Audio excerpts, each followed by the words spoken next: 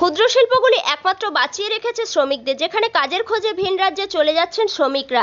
যে জায়গায় ক্ষুদ্র শিল্পগুলি বেশ কিছু শ্রমিকের স্বনির্ভর করার ব্যবস্থা করেছেন, যেমন মুড়ি ভাজা কারখানায় বেশ কয়েকজন শ্রমিক কাজ করে, তাতে করে মুড়ি ভাজা কারখানার মালিকের যেমন সচ্ছলতা হয়, তার পাশাপাশি শ্রমিকদের রুজি রোজগারের একটা জায়গা তৈরি হয়।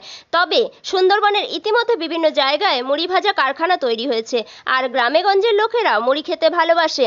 এক সময় মুড়ি ভাজতেন বাড়ির মা কাকিমারা, এখন সময়ের অভাবে মুড়ি ভাজা মেশিনেই কাজ করে দিচ্ছে।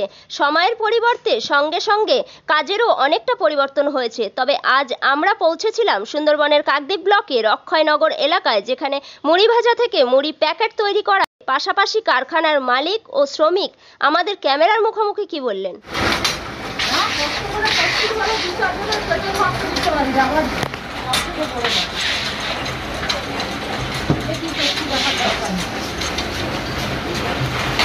শিল্প তো ওই যে এই যারা কাজ করছে তারা তো ভিন রাজ্যেই কাজ করতে চলে যেত, কিন্তু এই শিল্প বেঁচে আছে বলেই তো আজকে পাঁচটা কাজ করতে পারছে। যারা আপনার কাছে করতে পারছে তো, হ্যাঁ, এটা কী করতে হয়? 2-4 জনকে কাজ দিতে হয়েছে তো। তো এটা ওই যে অনেক সময় দেখা গেছে যে ভিন রাজ্যে শ্রমিকরা চলে যায়, এটা কোন জায়গায় করেছেন? হ্যাঁ, কোন জায়গায় আপনারা এটা করেছেন, এই মুড়ি ভাজা এটা করেছেন? এটা আছে তো অক্ষয়নগর। কত বছর ধরে চলছে এটা? বছর 10-এর মতো।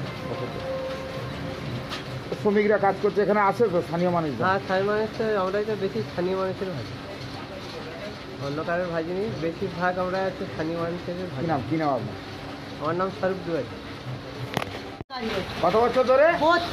32 বছর। হ্যাঁ, তো এই কাজের সঙ্গেই জড়িয়ে, তো এই কাজ করে পরিবার চলে যায় তো মোটামুটি চলে।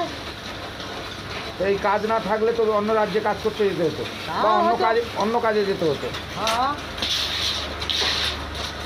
মজুরি কত করে পান? মজুরি এখন 320। পরিবার চলে যায়। কতজন কাজ করেন আপনারা? আমরা এখন 3 জন কাজ করেন।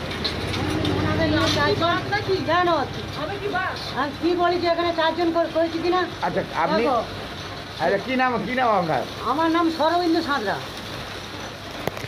আগে তো মা ঠাকুরমারা বাড়িতে মুড়ি ভাজতো, এখন মুড়ি ভাজা মেশিন হয়েছে। হ্যাঁ, কতটা সুবিধা হয়েছে? হ্যাঁ, অনেক সুবিধা হয়েছে।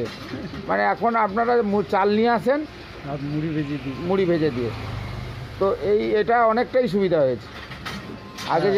আগে বাড়িতে চাল করে তাকে ঠিক করে মুড়ি ভাজতে হতো, এখন আর সেটা করতে হয়। এখন কষ্ট হতো মেয়েদের, এখন সেই রকম আর কোনো কষ্ট নেই, এখানেই ভাজেন। কি নাম আপনার? হ্যাঁ, আমার নাম সুনীল দাস। আপনার এখানেই বাড়ি? হ্যাঁ।